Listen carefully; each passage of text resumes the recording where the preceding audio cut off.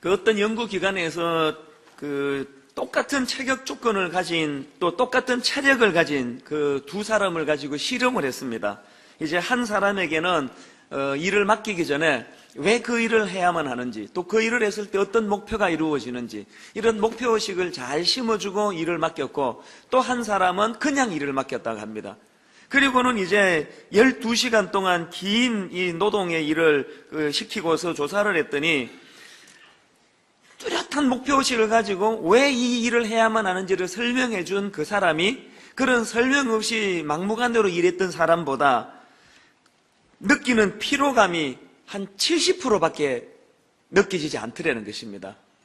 이것하고 비슷한 그 연구를 미국의 위스콘신 대학교에서도 한 적이 있는데, 이제 목표의식을 가진 벌목꾼들은 그렇지 않은 벌목꾼들에 비해서 같은 시간에 더 많은 나무를 베었다, 이래 능률이 있었다, 뭐 이런 이야기입니다. 그리고 목표의식을 가졌던 그 운전기사들이 트럭에 실어 나르는 그 벌목꾼들의 통나무의 양도 법정 허용치에 예전에는 60% 정도밖에 실지를 못했다면 법정 허용치의 90%까지 이것이 올라갔더라, 뭐 그런 이야기입니다. 그렇기 때문에 이제 우리가 직원들에게 일을 맡기고 할 때 무작정 맡기는 거하고 이런 일의 목표를 가르쳐주고 또 목표의식을 심어주고 일을 맡기는 거하고는 능률에서 많은 차이가 난다, 뭐 이런 걸 조사한 그런 자료들입니다. 실제로 한국에서 공부하는 우리 어린 자녀들을 보면은 이 비슷한 그런 결과들이 목격되는 것을 느낍니다. 미국에서 활동하고 있는 강용호 박사님의 그 기사를 보니까 이분이 말씀하시기를 1990년대 중반에 미국의 하버드 대학교에 입학한 한국 학생 비율이 전체 학생 중에서 무려 6%, 100명에 6명이 한국 학생이라는 겁니다. 이거 대단한 수치 아닙니까? 뿐만 아니라 SAT라고 미국의 그 수학 능력 시험이라고 하는 그 성적이나 또 미국의 내신, 고등학교 내신 성적이나 우리 한국 학생들이 타민족에 비해서 월등히 우수화되는 겁니다. 그런데 이상하게도 같은 해 한국 학생들의 그 하버드 대학교 낙제 비율이 10명 중에 9명, 믿겨지지가 않을 정도입니다. 10명 중에 9명이 한국 학생일 정도로 타민족에 비해서 한국 학생들의 낙제 비율이 엄청나게 높았다는 겁니다. 이 어떻게 이런 일이 가능한가 조사를 해봤더니 한국 학생들에게는 하버드 대학에 입학을 한 다음에는 장기적인 목표가 없다는 겁니다. 이게 무슨 말인가 하니까 이게 우리 오늘 한국 부모들이 우리 자녀들에게 참 잘 못하는 거예요. 그러니까 아이들에게 항상 말하는 건 언제입니까? 대학 들어가기까지. 그래서 뭐 중학교 3학년이면 이제 3년 남았다, 3년만 고생하면 된다, 고등학교 2학년은 이제 2년 남았다, 자꾸 이런 식으로 이제 대학 들어가는 것까지를 목표로 하다 보니까 그렇게 해서 아이들이 이제 명문대학에 들어가고 나면은 목표의식이 없어진 거예요. 목표를 이루어버린 거예요.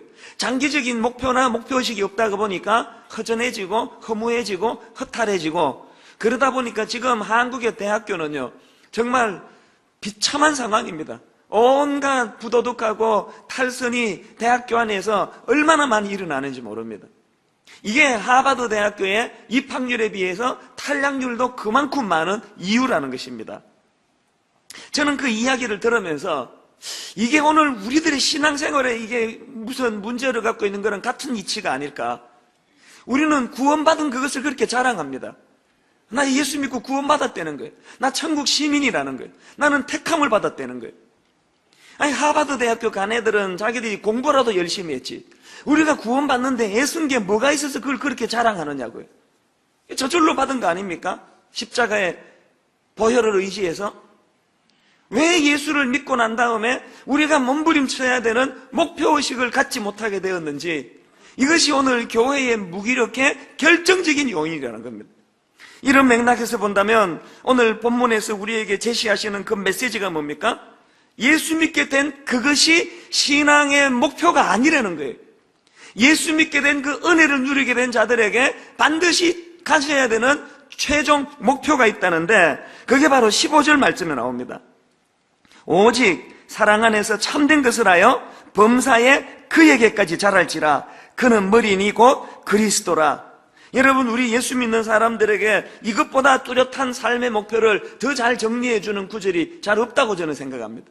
우리에게는 뚜렷한 목표가 하나 주어졌는데 바로 예수 그리스도를 닮은 제자의 삶을 사는 영적인 성장이 이게 우리의 목표여야 한다는 것입니다. 13절에도 보니까 우리가 다 하나님의 아들을 믿는 것과 아는 일에 하나가 되어 온전한 사람을 이루어, 다른 번역에 보니까 성숙한 사람이 되어 그리스도의 장성한 분량이 충만한데 이르나니, 그렇기 때문에 분당 우리 교회 출석하는 모든 성도님들은 하버드 대학에 입학한 학생들처럼 허무하고 무기력하고 의욕이 없는 그런 성도들이 아니라 우리에게 주어진 너무나 뚜렷한 목표, 우리에게 주어진 너무나 분명한 인생의 목표, 예수 그리스도를 닮아가는 성숙을 향한 발걸음을 내딛는 이런 꿈을 가진 성도님들이 되시기를 바랍니다. 그런데 성경이 그럼 뭐가 성숙한 사람이냐, 온전한 사람을 이루는 게 뭐냐를 14절에서 이렇게 설명합니다.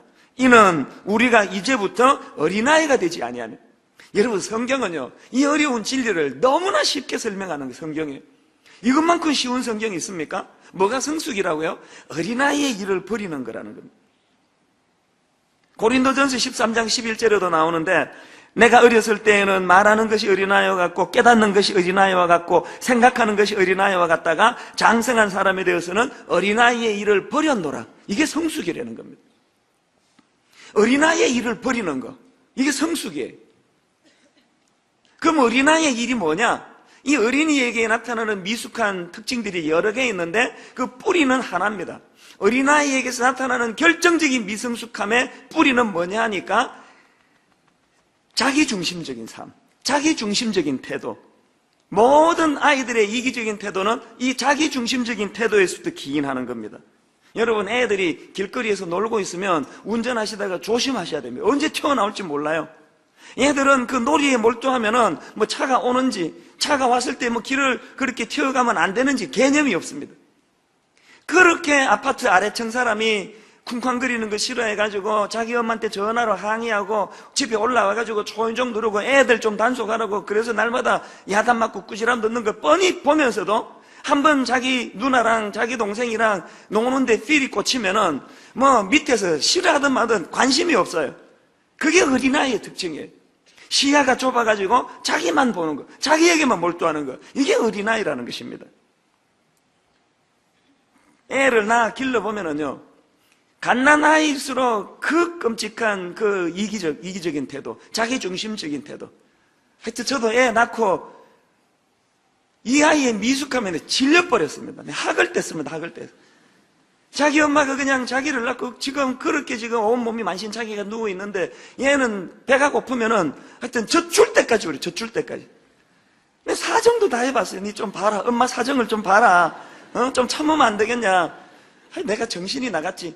온갖 얼르고 달래고 별짓을 해도 젖을 먹어야 되겠다는 그 생각이 하나 있으면 그 욕구가 채워질 때까지 울음을 그치지 않는 게 그게 어린 아이의 갓난 애기예요. 그러다가 이제 조금씩 철이 들으면은요, 유치원 다닐 때쯤 되면은 이제 시야가 좀 넓어져요. 뭐 밥 달라고 그러면은 네 엄마 봤지? 엄마가 지금 아프다. 그러니까 니 좀 참아라. 그러면 그 말귀가 이제 귀에 들어오기 시작하는 게 그 유치원 아이예요. 그러나 그 인내가 오래 가지 않습니다. 한 5분 참아주는데 그걸 넘기고 나면 온갖 그냥 원망과 불평이 다 쏟아져 나오는 게 그 유치원 다니는 애들이에요. 그러다가 그 미숙함이 이제 점점 자라면서 그 끔찍한 지긋지긋한 사춘기를 잘 보내고 나면 이제 대학생쯤 되면은 이제는 이제 배고픈 자기에게만 집중하는 것이 아니라 지금 어머니의 상황도 볼 줄 아는 눈이 떠지는 거예요. 그래서 엄마가 아프신지 어떠신지 보고는 아무리 제가 배가 고파도 지금 이거는 밥 달라고 할 상황이 아니다. 그냥 굶자 뭐 이러든지 내가 차려 먹지 뭐, 그러는 쪽으로 눈이 가지는 게 그게 성숙의 길이에요. 그런데 오늘 우리 가정들을 돌아보면은 왜 가정이 이렇게 문제가 많으냐? 여러분, 여기 미혼 형제 자매가 있으면 오늘 여러분 시집장가 갈 수 있는 비결을 제가 알려드릴게요. 올해 안으로 꼭 그렇게 시집장가 가시기를 바라는데요. 여러분, 누가 결혼할 자격이 있느냐 보니까 어떤 사람이 결혼을 할 수 있느냐? 어린아이의 이런 자기중심적인 이기적인 태도를 버린 어른이 되어야 장가를 갈고 시집을 갈 수 있다는 거예요. 오늘 이 가정의 비극은 다른 데 있지 않습니다. 딱 하나예요. 절대로 시집가면 안 되는 어린아이와 같은 자기중심적인 남자가 나이만 들었다고 장가갔기 때문에 가정이 그렇게 어려운 거예요. 그 여자도 그 자기가 자기는 찌른 거지, 얼굴만 보고 외모만 보고 멋있다고 결혼한 거, 그게 자기가 뭐 저지른 일인데 누구를 원망하겠습니까? 내면 세계를 들여다보는 게 아니고 그런 어린아이일수록 미혼 때는 또 멋있어요. 막 박력 있고 막 팍 뛰쳐나가고 그러면 박력 있다 멋있다 그래가지고 그 지금까지 두들겨 맞고 사는 거 아닙니까? 우리가 애들을 가르칠 때 날마다 막 우리 애는 고집이 있어요. 쟤는 자기 하고 싶은 일 해내고 마는 그런 그 남자가 그래야 돼. 애들을 손 이렇게 길러가지고 너무나 여러분 나이는 많이 들었지만 미숙하게 짝이 없는 그런 성인 아이들이 가정의 남편이 되고 가장이 되니까 가정이 너무 힘든 거예요. 그 아내도 마찬가지예요. 너무 오냐오냐 길러서 그랬는지 어쨌는지 온 세상이 자기가 중심이에요. 그래서 그 남자가 저렇게 뼈 빠지게 고생하지. 분당에 있는 남자들 진짜 불쌍해. 점심때 식당에 가보면은 막 전부 아줌마들은 막 몇만 원짜리 뷔페 먹고 그 시간에 남자들은 5천 원짜리 구내식당에서 설렁탕도 못 얻어먹는데 남편이 그냥 돈 많이 벌어주면 막 입이 쫙 벌어져가지고 가자 저 푸른 뷔페 식당으로 막 그러면서 남편한테 그냥 원망을 쏟아놓고 이게 전부 이기적인 데서 오는 거예요. 이제 우리가 어린아이 일을 버리고 어른이 될 때, 저도 저를 돌아보면은요, 결혼하고 한 10년까지는 제가 어린애였던 것 같아요. 목사고 뭐고 뭐 다 소용없어요. 그냥 강단에서는 뭐 그냥 어른 신용하고 이렇게 하고 있는데 집에 가면은 뭐 그냥 영적으로 육적으로 훌을 다 벗어 던지면 본능이 나오는데 저를 가만히 보면은 진짜 한 10년은 내가 어린애 짓을 했던 것 같아요. 너무나 자기중심적인. 요즘에 이제 조금 이제 제가 철이 좀 드는 것 같아요. 아니나 다를까 어제 새해 첫날 참 그분께서 덕담으로 좀 컸다 이렇게 저한테 칭찬해 주셔서 참 기뻤습니다. 근데 제가 보니까 그분도 좀 큰 것 같아요. 어느 날 보니까 우리 집에 싸움이 없어졌어요. 분명히 여기 5년 전에는 저 배우자의 저런 모습을 보면 화가 났었는데 화가 안 나는 거예요. 상대방도 그래요. 그러니까 부부싸움이 없어진 게 이게 꽤 오래된 일이에요. 저는 여러분의 가정이 회복되는 것은 딱 하나밖에 없다고 생각합니다. 어른이 되는 거예요. 그 지긋지긋한 자기중심적인 그 이기적인 태도를 내려놓고 어른이 될 때 가정이 회복해질 수 있어요. 화목될 만한 일. 이 교회도 마찬가지입니다. 저는 이런 점에서 우리 교회 주차부 그 집사님들이 경이롭습니다. 어제 송구 영신 예배 3부까지 마치고 나니까 이제 한 새벽 2시쯤 되더라고요. 그래서 제가 이제 여기서 좀 후문 있는 데까지 그 차를 가지러 가는데요. 옷을 그렇게 중무장을 하고 했는데도 막 얼마나 추운지 제가 아마 한국에 돌아오고 이렇게 추웠던 게 처음이었던 것 같아요. 그래서 보니까 영하 17도예요. 얼마나 내가 걱정이 되는지. 저는 지금 5분도 안 되는 저 거리를 이렇게 추워서 떠는데 우리 주차부 집사님들은 일부 예배 7시 반부터 저 바깥에서 떨면서 오후 새벽 2시까지 저렇게 봉사를 하셨는데 이제 어떻게 해야 되나 걱정이 되는데 아침에 자고 일어나가지고 홈페이지에 올라온 글을 보고 제가 경악했습니다. 거기에 무슨 글이 올라와 있는가 하니까요. 어떤 이제 그 여집사님 같아요. 여성도님이 옆에 있는 돌마고등학교에다가 주차를 했습니다. 송구 영신예배 드리러 오다가 이렇게 그 코너를 잘못 돌다가 뾰족한 모서리에 타이어가 그냥 거기에 부딪혀가지고 펑크가 난 거예요. 그 여자분이 뭐 얼마나 어렵어요. 그 추운데. 난감해 하고 있는데 주차부 집사님이 오시더래요. 그러더니 걱정하지 마시고 예배 드리러 가세요. 그 키를 맡기고 그렇게 갔답니다. 이분이 이제 예배를 다 드리고 보험회사에 이제 전화하고 이제 타이어를 지금 고쳐야 되니까 다 이제 연락을 하고 가보니까 세상에 타이어가 멀쩡히 교체가 다 되고 안전한 곳으로 차가 이렇게 옮겨져 있더라는 겁니다. 이게 어찌된 일인가 내막을 보니까 그 주차부 집사님이 차를 좀 잘 다루는 또 다른 주차부 집사님에게 부탁을 해가지고 트렁크에 스페어 타이어를 해가지고 그 추운데 여러분 장비를 꺼내가지고 타이어를 새 걸로 싹 갈아가지고 안전한 데다가 차를 옮겨놓은 거예요. 너무나 감동을 받아서 홈페이지에 글을 올렸더라고요. 제가 어제 그 글을 보면서 우리 교회 주차부 장로님 말씀이 생각이 나더라고요. 이분들은요 날씨가 이렇게 혹한이 오지 않습니까? 또 이렇게 눈이 오지 않습니까? 그러면 평소에는 뭐 2교대로 하는지 3교대로 섬기는지 몰라도 눈이 오면은 주차부 전원이 다 모인다는 거예요. 여름에 홍수, 장마 이렇게 폭우가 내리면 주차부 전원이 다 모인다는 거예요. 우리 생각에는 그런 날은 좀 더 많이 빠질 것 같은데 이게 어떻게 이런 일이 가능하냐고요. 왜 그러냐고요? 어린아이의 일을 버린 어른들이 봉사하기 때문에 그런 거예요. 이분들이 워낙 열정적으로 잘하니까 새로 오신 분들 중엔 초신자들이 많겠죠. 오해를 해가지고 이게 돈 받고 하는 일인 줄 알고요. 막 반말하고 식당에 온 것처럼 뭐 키도 막 맡기고.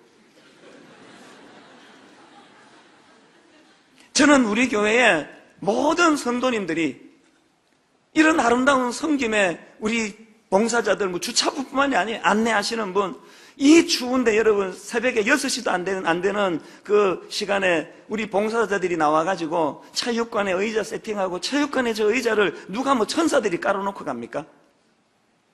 그래서 저는 분당 우리 교회에 늘 감동을 받는데요.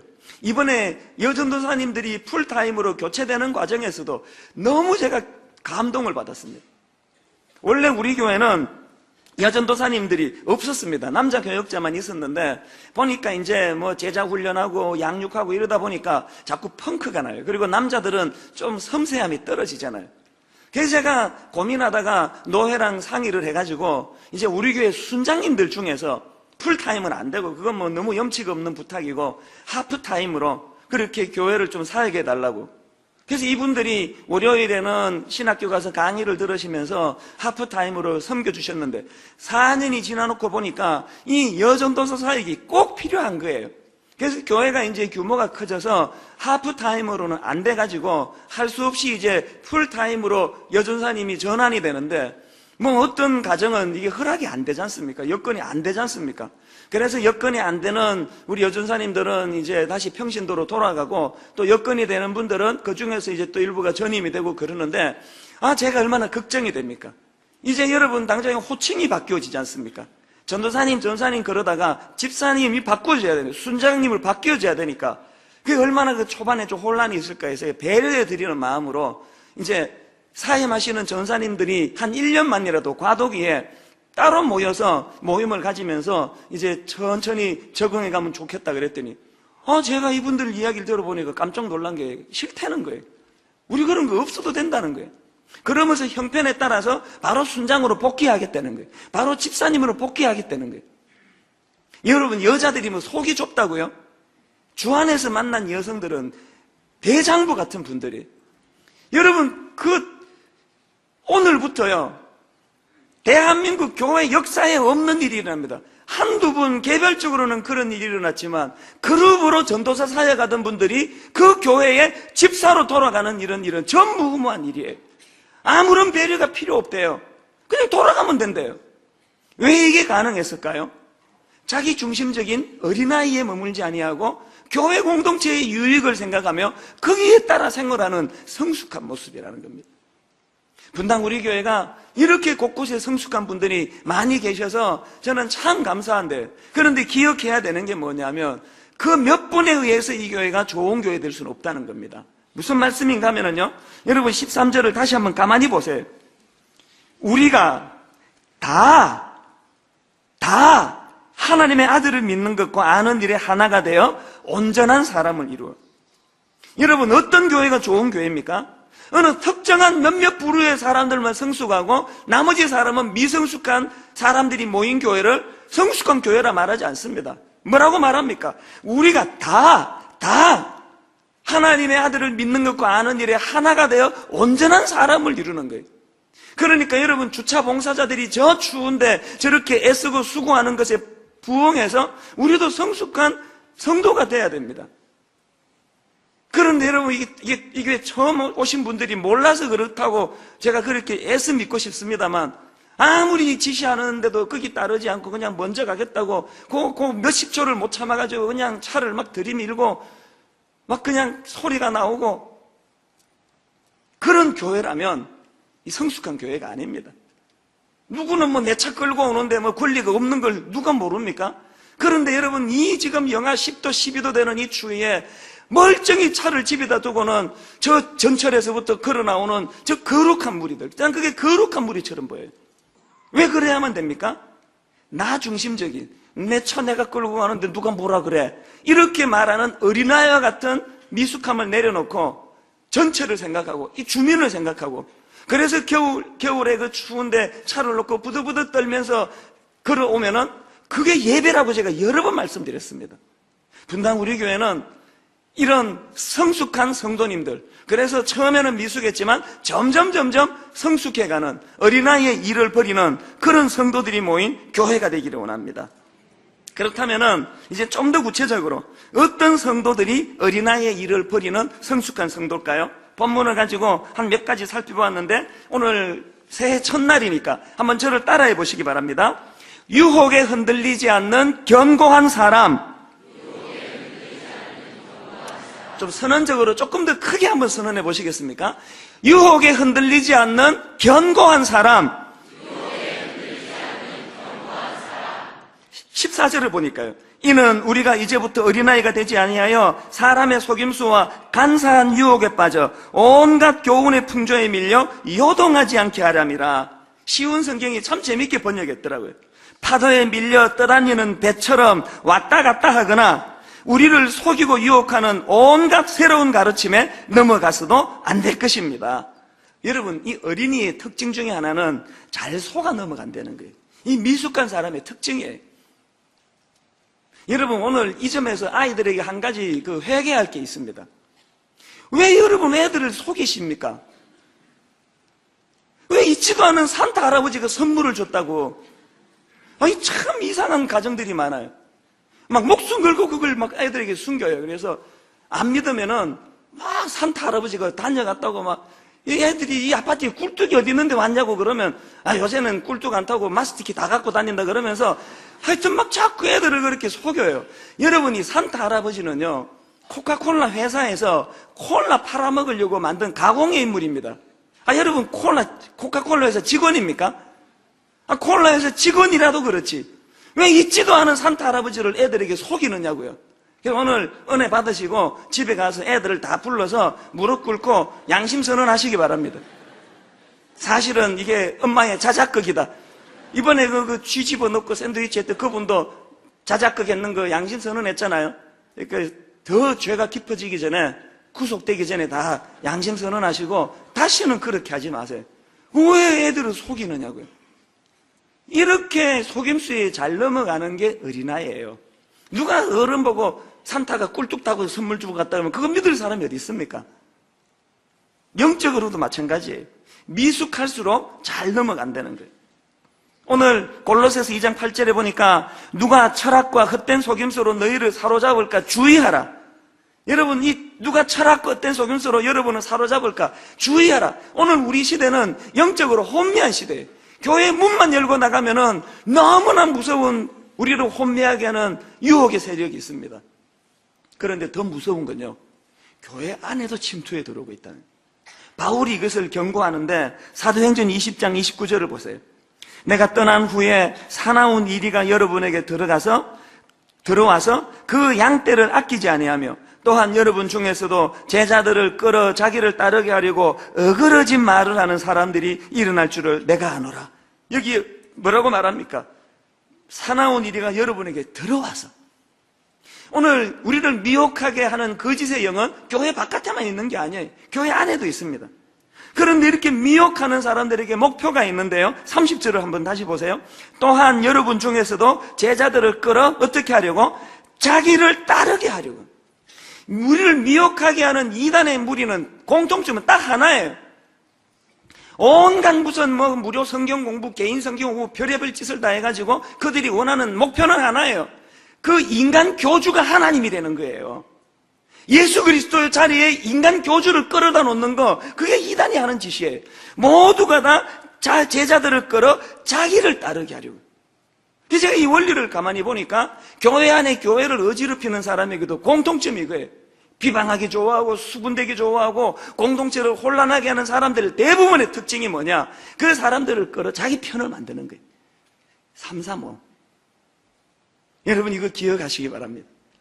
이찬수 목사 아니라 이찬수 목사 할아버지라 하더라도, 아무리 천사의 말로 매주 설교를 한다 할지라도 그 목사가 활동하고 설교하고 애쓰는 그 목표가 예수 그리스도의 영광을 위한 게 아니라 자기 편을 만들기 위한 시도라면 저는 이단입니다. 예외가 없습니다. 여러분 모두가 다 이 문제에 어린아이처럼 넘어가시면 안 됩니다. 분당 우리 교회든 분당 너희 교회든 무슨 교회든 할 것 없이 이 교회는 예수 그리스도 그 한 분의 영광을 위하여 섬기고 목회하는 목회자들밖에 없기를 저는 바랍니다. 이 하나가 우리에게 가장 큰 원리라는 거예요. 자기에게 끌어들이려고. 그런데 오늘 이 사도행전 20장에 보니까 바울이 이렇게 미혹하는 것들이 교회 안에서 득세하면은 그것을 위하여 두 가지 예방 지침을 주는데, 두 가지 대안이 뭐냐? 첫째로 32절을 보십시오. 지금 내가 여러분을 주와 및 그 은혜의 말씀에 부탁하노니 이렇게 미혹하는 사나운 이리가 들어와서 여러분 혼미케 하면은 그 다음 보세요. 그 말씀이 여러분을 능히 든든히 세우사. 말씀이 무장되어 있어야 된다는 거예요. 여러분 큐티 하셔야 됩니다. 신년도에 성경책을 펴셔야 됩니다. 성경 공부하셔야 됩니다. 성경에도 없는 이상한 신비적인 이런 것들을 유혹하는 사람들에게 넘어가지 않으려면 말씀이 여러분을 무장해야 됩니다. 그런가 하면 두 번째 대안이 뭐냐 하니까 31절을 보세요. 그러므로 여러분이 일깨어 내가 3년이나 밤낮 쉬지 않고 눈물로 각 사람을 훈계하던 것을 기억하라. 강단에서 말씀이 살아있어야 된다는 거예요. 제가 가만히 보니까요, 이단이 그냥 혼미하게 하고 이단에 막 극성을 부르고 막 이것저것 헛소문이 떠돌고 루머가 많고 하는 교회들에게 대부분의 특징이 뭐냐 하니까 강단이 죽어 있습니다. 말씀이 살아있질 않습니다. 말씀이 제대로 선포되지 않는 교회는 이단의 득세 앞에 손을 쓸 수가 없습니다. 그래서 저는 바울이 제시한 이 두 가지 대안이요, 성도들이 스스로 성경을 펴고 큐티책을 펴고 말씀을 묵상하는 교회일 뿐만 아니라 주일마다 수요일마다 새벽마다 선포되는 강단의 말씀이 하나님의 복음이 선포되는 분당 우리 교회가 되기를 바랍니다. 말씀이 선포가 돼야 된다는 거예요. 말씀이 제대로 선포되고 은혜가 되려면 이 31절에 보니까 두 가지가 충족이 돼야 되겠더라고요. 전하는 목사가 정신 차려야 되겠더라고요. 전하는 종이 어떻게 해요? 여러분이 일깨어 내가 3년이나 밤낮 쉬지 않고 눈물로 각 사람을 훈계하던 것을 기억하라. 저는 이 말씀을 신년에 읽으면서 여러분 앞에, 하나님 앞에 다시 한번 다짐합니다. 정말 우리가 강단이 살아있기 위해서는 주의 종이 어떻게 해요? 눈물로, 진심으로 설교하라는 거예요. 그리고 그 다음에 뭐예요? 밤낮 쉬지 않고. 이게 약간 좀 걱정은 됩니다. 밤에는 쉬어줘야 되는데 밤낮 쉬지 않고 눈물로 성도들에게 말씀을 전하는 그런 종이 되기를 원합니다. 그런가 하면 말씀을 듣는 성도들은 어떻게 해요? 그 말씀이 하나님의 말씀인가 하여 신뢰하고 믿음을 가지고 목회자들을 신뢰해주는 그런 교회가 되면은 무서운 유혹으로부터 이겨낼 수 있다는 사실입니다. 분당 우리 교회는 말씀이 살아있어서 여러분 유혹의 파도에 밀려 떠다니는 배처럼 흔들흔들거리지 않는 그런 성도들이 모인 교회 되기를 바랍니다. 그런가 하면 두 번째로 어떤 성도들이 어린아이의 일을 벌인 성도입니까? 따라해 보십시오. 영적으로 성장하는 사람. 선포하시는 차원에서 한 번 더. 영적으로 성장하는 사람. 15절에 어린아이가 되지 않는 비결을 이렇게 설명합니다. 오직 사랑 안에서 참된 것을 하여 그 다음에 범사에 그에게까지 자랄지라. 여러분 생명체의 특징은 성장이 있습니다. 마태복음 4장 31절에 보니까 겨자씨 한 알과 같으니 땅에 심길 때에는 땅 위의 모든 씨보다 작은 것이로되 심긴 후에는 자라서 모든 풀보다 크지며 큰 가지를 내나니 공중의 새들이 그 그늘에 깃들일 만큼 되느니라. 여러분 왜 하필 천국을 겨자씨 같은 초라한 것에다 비유를 하느냐는 거예요. 왜 바위 덩어리 같은 거대한 큰 어떤 물체를 비유를 들지 않고, 겨자씨 보셨습니까? 성지순례 다녀온 분이 제게 선물 줬는데요, 겨자씨는 먼지예요, 먼지. 이건 코팅을 안 하면 보관할 수가 없습니다. 왜 천국을 이렇게 보잘것없는 겨자씨에다가 비유했냐고요. 왠지 아십니까? 우리의 과거가 아무리 보잘것없어도 괜찮다는 거예요. 우리의 인격이 아무리 미성숙해도 괜찮다는 거예요. 우리가 아무리 초라하고 보잘것없는 인생이어도 괜찮다는 거예요. 잘하기만 하면은 나중에 그 자식아 그 바위보다도 큰 존재가 될 것이라는 가능성 때문이에요. 여러분, 이 찬수 목사의 과거가 어땠는가를 알려고 하지 마세요. 여러분, 다칩니다. 저의 미숙함을 여러분 속속들이 다 알면은 이 교회 못 다닙니다. 그러나 제가 부끄러워하지 않는 건 뭐예요? 저는 너무나 부끄럽고 너무나 초라한 미성숙한 어린아이와 같은 시절이 있었지만 감히 하나님께 하나님, 지난해보다는 올해보다 내년이 겨자씨처럼 생명체를 가진 존재처럼 자라기 원합니다. 자라기 원합니다. 여러분이 참아주셔서 더 잘할 거예요. 더 자라야만 합니다. 겨자씨처럼 작게 시작했지만. 그런데 여러분, 이 본문 15절을 보니까 자라되 세 가지 전제를 이야기합니다. 15절 보세요. 오직 사랑 안에서, 그 다음에 참된 것을 하여, 그 다음에 범사에 그에게까지 자랄지라.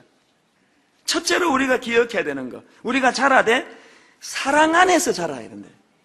여러분, 우리가 아무리 성장하고 아무리 철이더라도 여전히 내가 사람에 대해서 냉랭하고 연약한 사람들에서 냉정하면 그거 자란 게 아니에요.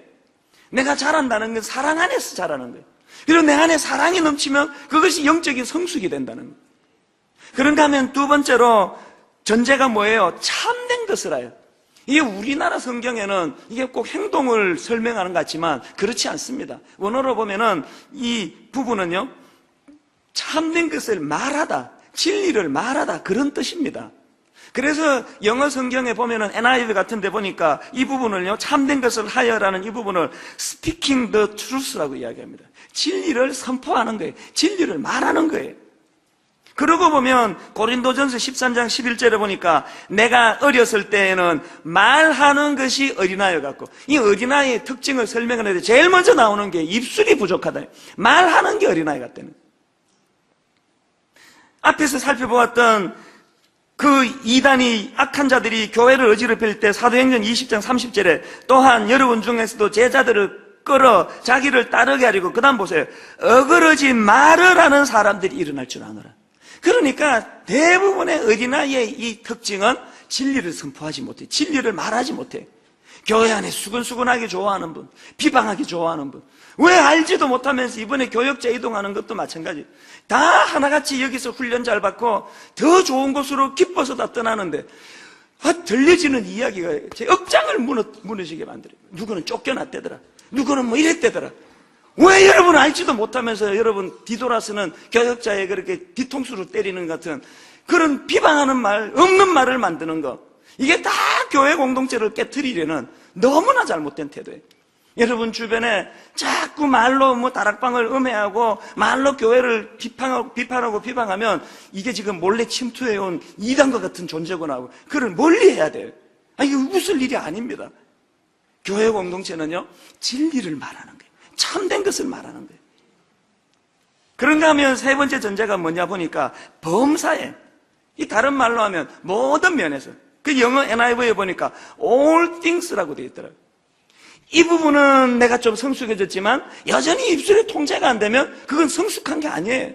입술의 통제는 잘 되는데 행함이 없어요. 그건 성숙한 게 아니에요. All things, 모든 면에서. 우리 교회 성도님들 2011년도에 내게 어떤 점이 조금 좋고 내게 어떤 점이 여전히 미숙한가를 잘 분별해내는 여러분 되시기 바랍니다. 그래서 여러분의 미숙한 것들을 어떻게 해요? 형제, 나는 원래 입술에 재갈을 물린다. 내가 원래는 주차 봉사하겠다. 내가 원래는 성가대 들어가겠다. 내가 원래는 행함이 있어야 되겠다. 난 이런 것이 좀 약한데, 이런 것들이 채워져서 모든 일에, 범사에 성장하고 자라는 여러분 되시기를 바랍니다. 그런가 하면 마지막 세 번째로 어떤 성도들이 성숙한 성도입니까? 따라해 보시기 바랍니다. 고상한 목표를 가진 사람,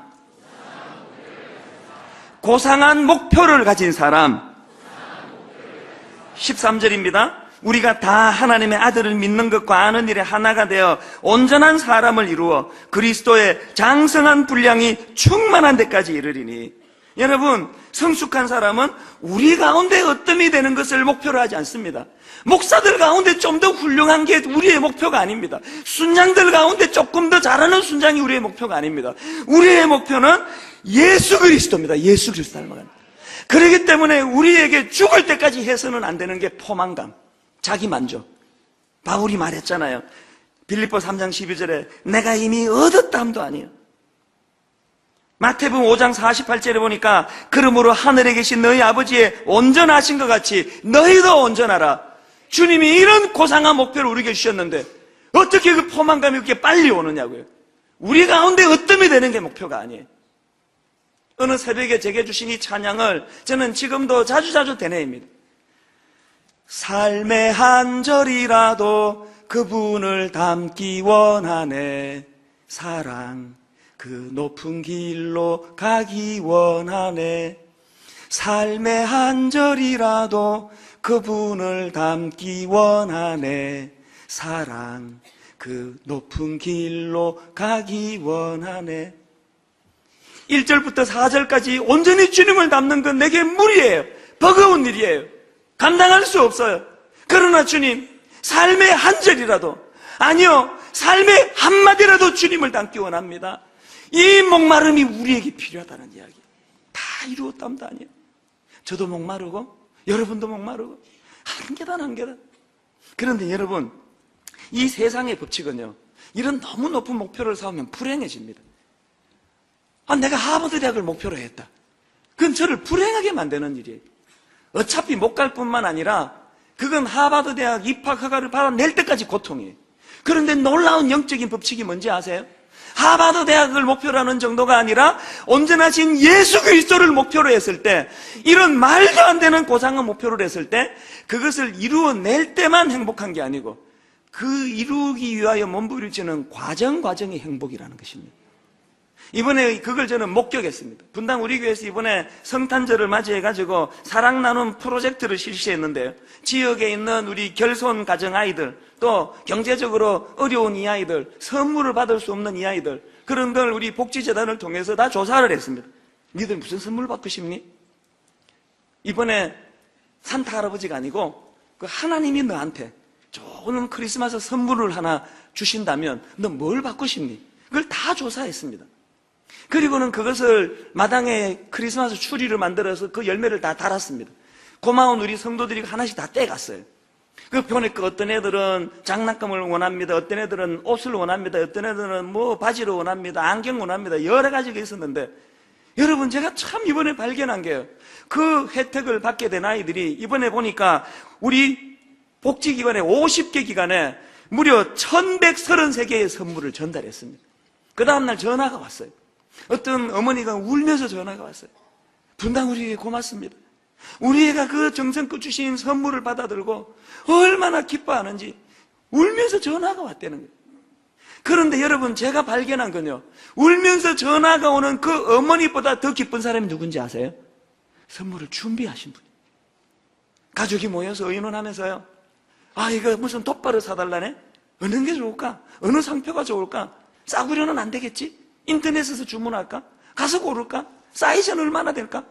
가족들이 그것을 의논하면서 기쁨이 넘치더라는 거예요. 오늘 우리는 분당 우리 교회 새로운 한 해를 시작하면서, 여러분, 성경이 주는 자가 받는 자보다 복되다 말하는 것은 우리가 예수 그리스도의 성숙을 닮아 그 지독한 이기주의, 나 자신만 알기에 급급한 우리가 주님을 닮아가 이런 몸부림을 칠 때 예기치 않은 기쁨을 주님이 주심을 경험하시는 여러분 되시기 바랍니다. 2011년도에는 이 성숙을 향하여 우리가 노력하면 성령님이 힘 주실 줄 믿습니다. 우리가 애쓰면 십자가 지신 예수 그리스도의 보혈의 복음의 능력이 우리를 성숙으로 이끌어 주실 줄로 믿습니다. 같이 기도하시겠습니다. 하나님 아버지, 이 좋은 예배 주신 거 감사합니다. 진리를 깨닫게 해주셨사오니 이제 성숙을 향하여 행함의 길로 나아가는 저희들 되게 하여 주시옵소서. 새해 첫 예배입니다. 첫 단추부터 어린아이와 같은 자기중심적인 태도를 내리고 주님이 걸어하셨던 것처럼 이웃을 돌보고 섬기는 십자가의 길로 나아가는 한 해 되게 하시고, 그것이 고통만이 아니라 하나님 주시는 기쁨을 누리는 은혜의 길임을 자각하고 깨닫는 한 해 되게 하여 주시옵소서. 이제 하나님 신년 헌금을 드리려고 하는데 전에 개척되어지는 교회를 위하여 쓰려고 합니다. 하나님의 교회가 하나 세워지는 것, 우리들의 십시일반으로 이 아름다운 일이 일어나는 것 기뻐하시는 줄 믿사오니 정성으로 그렇게 드릴 수 있도록 함께하여 주시옵소서. 감사드리옵고 예수님 이름으로 기도드립니다. 아멘. 이제 2월 초에 시작된 의왕 우리 교회 개척을 위하여 하나님 앞에 우리 신년 헌금을 드리도록 하겠습니다. 우리들의 찬양 76번입니다. 이 땅 위에 하나님의 교회, 우리 찬양 부르시면서 함께 헌금 드립니다. 이 땅 위에 하나님의 교회, 이 땅 위에 하나님의 교회, 부르심을 따라 일어나, 부르심을 따라 일어나, 거칠은 광야, 거칠은 광야, 외치는 소리로 거듭거듭 피어나라. 이런 놀라운 일이 일어나기를 원합니다. 성령이여 이 세대를 향해, 성령이여 이 세대를 향해 주의 진리를 선포케 하소서. 진리를 선포케 하소서. 십자가에서 죽으신 그 사랑, 죽으신 그 사랑, 우리 사랑 되게 하소서. 여러분 새해 첫 예배 때 한번 이렇게 소리쳐 선포해 보세요. 닫힌 문들아 열릴지어다. 닫힌 문들아 열릴지어다. 모든 세대여 일어나라. 모든 세대여 일어나라. 주 예수께 무릎 꿇고 경배 드리세. 죽음 이기신 평화의 왕, 성령이여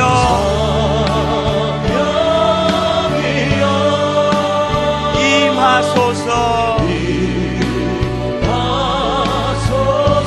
초대교회 역사 같은 권능으로 소원하며 찬양합니다.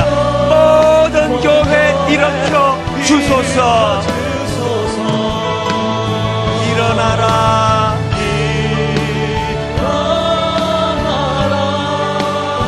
빛 발하라. 승리의 기 높이 들고 전진하라. 주님 오실 길 예비하라. 여러분 우리가 말씀을 붙잡고 우리 다시 한번 이 찬양을 부를 텐데요, 기도하기 전에 여러분 지난 이 찬양이 지난 순장 수련회 때였던가요? 2학기 시작할 때였던가요? 가사 하나가 그 은혜를 터뜨려 주셨어요. 그게 뭐냐 하니까 후렴에 나오는 이거예요. 닫힌 문들아 열릴지어다. 닫힌 문들아 열릴지어다. 2011년 시작하는 이 시점에 여러분 어느 문 속에 갇혀 계십니까? 문이 열리지 않아 닫혀있는 그곳에서 고립되는 느낌을 가진다면 오늘 예배 가운데 성령께서 그 닫힌 인생의 문을 열어주시기 원합니다. 닫힌 가정의 문을 열어주시기 원합니다. 어린아이 같은 미성숙한 그곳에서 문을 열고 나오셔야 됩니다. 우리 다시 한번 이 찬양 부르실 때요, 가사 한마디 한마디가 육화된 하나님의 능력의 말씀이 되기 원합니다. 이 땅 위에 하나님의 교회 선포하십시오. 이 땅 위에 하나님의 교회, 부르심을 따라 일어나. 부르심을 따라 일어나. 오늘 이 세상은 너무나 힘든 거친 광야 같습니다. 거칠은 광야, 외치는 소리로 거듭거듭 피어나라. 우리 아무 우리 힘으로 할 수 없습니다. 성령이여 이 세대를 향해 이 세대를 향해 주의 진리를 선포케 하소서. 복음이 우리를 자유케 하십니다. 십자가에서 죽으신 그 사랑, 우리 사랑 되게 하소서. 여러분 준비되셨습니까? 전심으로 선포하십시오. 닫힌 문들아 열릴지어다. 열릴지어다. 모든 세대여 일어나라. 주 예수께 무릎 꿇고 죽음의 권세를 이기는 복음의 능력, 죽음 이기신 평화의 왕 성령이여 임하소서. 오늘 예배하는 이곳에 임하여 주옵소서. 초대교회 역사 같은 권능으로 이 땅의 모든 교회 일으켜 주소서. 여러분, 우리 자신에게 이 시간 선포하십시오. 일어나라, 빛을 발하라.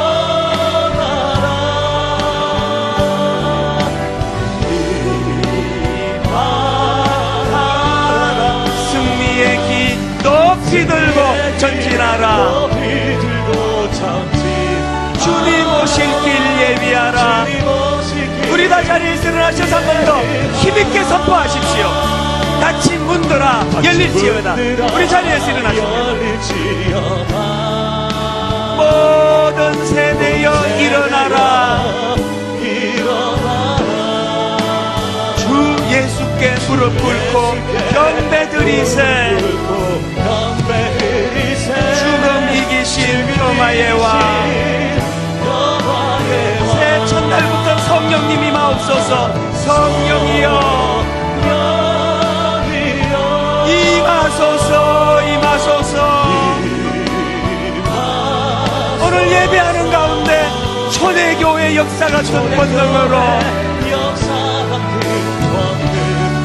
모든 교회 일으켜 주소서.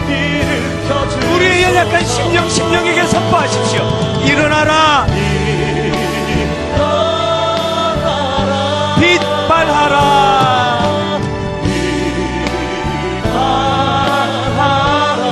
승리의 기 높이 들고 전진하라. 주님 오실 길 예비하라. 주님 오실 길 예비하라. 우리 송구 영신 예배 때도 그랬지만 다시 한 번 우리 가족이 오셨으면 손을 잡으세요. 가족과 함께 예배 드리지 못하는 상황이 있는 분 영으로 그들을 품으세요. 자녀에게 머리에 손을 얹고 안수하세요. 이 시간 같이 기도할 때 하나님, 어린아이와 같은 미숙함을 버리고 성숙을 향하여 달려가는 우리 가정 되게 하여 주시옵소서. 우리 한 합심해서 같이 통성으로 기도합니다. 살아계신 하나님 아버지, 가족이 함께 손을 잡고 주님 앞에 기도합니다. 주여, 어린아이의 일을 버리기 원합니다. 어린아이의 미숙함을 내려놓기를 원합니다. 어른이 되기 원합니다. 하나님 아버지, 예배하는 모든 사랑하는 주의 자녀들에게 성령의 강한 역사가 임하여 주옵소서. 예배하는 모든 주의 자녀들에게 복음의 능력이 나타나게 하여 주시옵소서. 모든 예배하는 자들에게 전무후무한 강한 성령의 역사가 일어나게 하여 주옵소서. 그래서 어린아이의 일을 벗어버리고 온전히 주님 앞으로 달려나가는 은혜를 허락하여 주시옵소서. 일어나라, 빛을 발하라.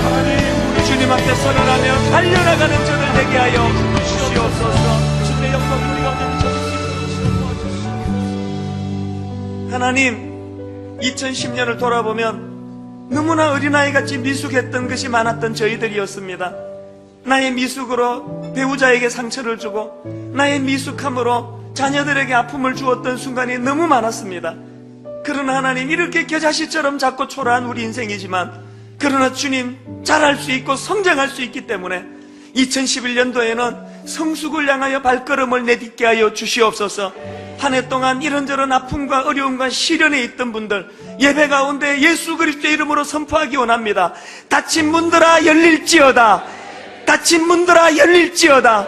복음의 능력을 경험하며 한 걸음 한 걸음 성숙을 향하여 문을 열고 발을 내딛는 주의 자녀들 되도록 인도하여 주시옵소서.